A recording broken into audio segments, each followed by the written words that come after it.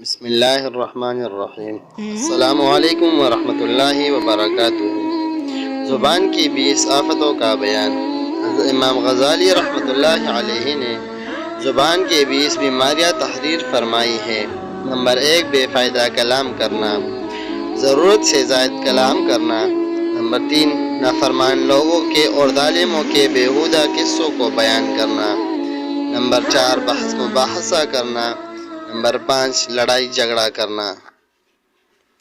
Number 6، کلام میں بناوٹ کرنا جس کو تصنع کہتے ہیں۔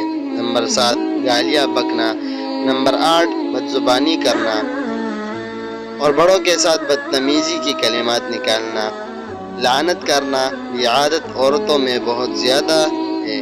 گانا اور خلاف شرع اشعار پڑھنا، حد سے زیادہ ہنسی مذاق کرنا، کسی کے بارے میں ایسی بات کرنا جس سے اس کی تحقیر ہو، کسی کا راز ظاہر کرنا، جھوٹا وعدہ کرنا، جھوٹ بولنا۔ البتہ دو مسلمانوں میں صلح کروانے کی یا مظلوم کو اپنا حق لینے کے لیے جائز ہے۔ غیبت کرنا، یعنی کسی کے پیٹھ پیچھے اس کی بات اس طرح کرنا کہ اگر وہ موجود ہو تو برا مانے، خواہ بات سچی بھی ہو۔ یہ فعل حرام ہے اور اس کی نیکیاں قیامت کے دن چھین کر اس کو دے دی جائے گی۔ چغل خوری کرنا، کسی کے منہ پر اس کی تعریف کرنا یا خوشامد کرنا، البتہ اگر اس کی تعریف سے اس کے اندر بڑائی آ جانے کا خوف نہ ہو، بلکہ نیک کام کے لیے ان کا حوصلہ بڑھ جائے تو مضائقہ نہیں۔ بول چال میں باریک غلطیوں کا خیال نہ رکھنا۔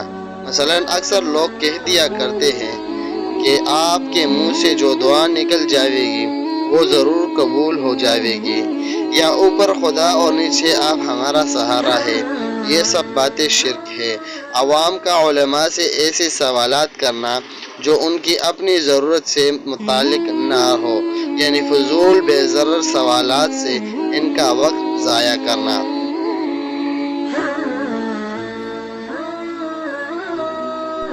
بسم اللہ الرحمن الرحیم۔ السلام علیکم ورحمۃ اللہ وبرکاتہ۔ زبان کی 20 آفتوں کا بیان۔ حضرت امام غزالی رحمۃ اللہ علیہ نے زبان کی 20 بیماریاں تحریر فرمائی ہے۔